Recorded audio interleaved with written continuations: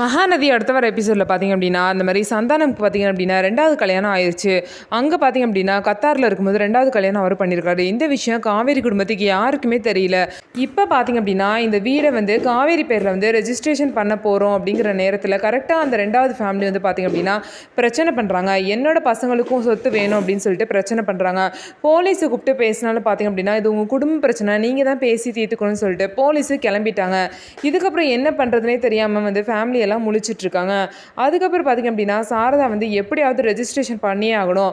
அவங்க சந்தான பேரில் இருக்கிறனால தானே இந்த மாதிரி சொத்தை அவங்க கேட்குறாங்க. இதை எப்படியாவது காவேரி பேருக்கு மாற்றிட்டா பிரச்சனையே கிடையாது. அவங்களுக்கு தெரியாமல் நம்ம எப்படியாவது ரெஜிஸ்ட்ரேஷன் பண்ணிடணும்னு சொல்லிட்டு எல்லாரும் வந்து நினைக்கிறாங்க. ஆனால் இன்றைக்கி ரெஜிஸ்ட்ரேஷன் பண்ண முடியாது. திரும்ப புதுசாக டோக்கன் வாங்கி நாளைக்கு தான் பண்ண முடியும்னு சொல்லிட்டு விஜய் சொல்கிறாரு. நாளைக்கு பண்ணாலும் ஓகே, ஆனால் அவங்களுக்கு தெரியாமல் எப்படியாவது பண்ணிடணும்னு சொல்லிட்டு சாரதா வந்து சொல்கிறாங்க.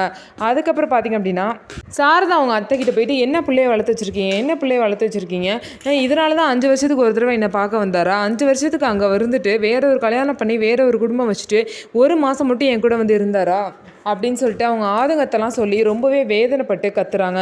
ஸோ நடந்தது எதையுமே மாற்ற முடியாது. ஸோ இதுக்கப்புறமாவது ரெஜிஸ்ட்ரேஷனை நல்லபடியாக அந்த ஃபேமிலிக்கு தெரியாமல் முடிப்பாங்களா இல்லையான்னு சொல்லிட்டு வெயிட் பண்ணி பார்க்கலாம். நம்ம வீடியோ உங்களுக்கு பிடிச்சிருந்தா நம்ம வீடியோவை லைக் பண்ணிக்கோங்க. மறக்காமல் நம்மளோட சேனலை சப்ஸ்கிரைப் பண்ணிவிட்டு பாருங்கள்.